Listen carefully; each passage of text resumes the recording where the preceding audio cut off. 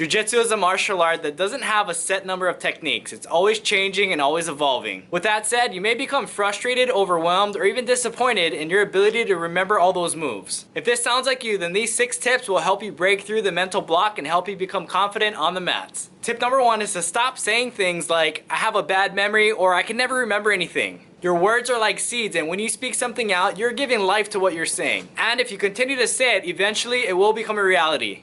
And whether you realize it or not, you're prophesying your future. Your life will move in the direction of your words, so instead, say things like, I have a great memory, or I'm really good at retaining information. Sounds like common sense, I know, but it's not always common practice. That leads me to tip number 2, which is know your learning style and know how you best learn and take notes. For instance, some of my students like to journal or keep a notebook where they'll write down the lesson after class, while others I've seen them sketch or draw out diagrams. And for me personally, I had a marble notebook where I would take notes after class every day for 5 years. But it was about the time when I got my purple belt, about 5 or 6 years or so into training Jiu-Jitsu, where it became increasingly more and more difficult for me to remember the moves as I began to look back on them and be able to read my handwriting and actually remember what they mean.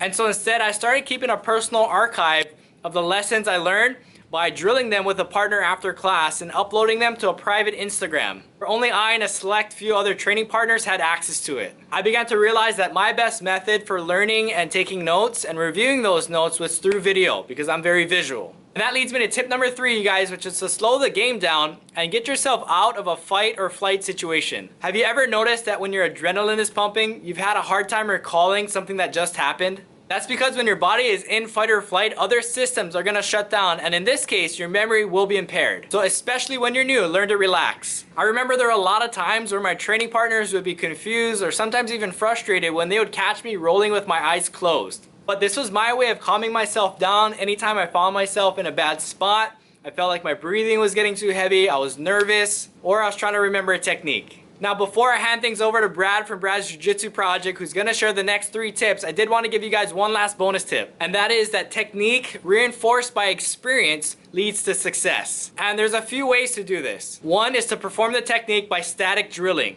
But if I'm having a hard time implementing a technique into my game, I've noticed that it's not because of a lack of static drilling. It's because I haven't had enough repetitions with resistance. And because of this, I'm a big advocate of positional sparring. This is where you can perform specific techniques in a controlled yet live environment with a resistance level that's agreed upon by you and your training partner. Another way that you can reinforce the technique through experience is to ask your instructor to perform the technique on you. There's no better person to do the technique on you than the one who's teaching it, because they know all the details and intricacies of that move. Personally, I do way better at retaining information when I know how the technique is supposed to feel.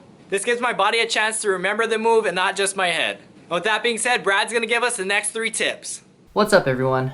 I'm Brad from Brad's Jiu-Jitsu project. Here are my 3 tips to help you better accelerate your learning for Jiu-Jitsu.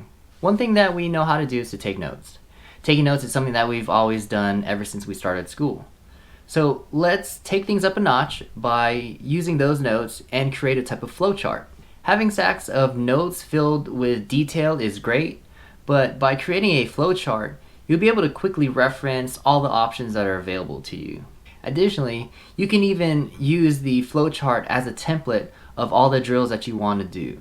What's great about creating a flowchart is that it's going to be tailored to you and how you like to see and learn things.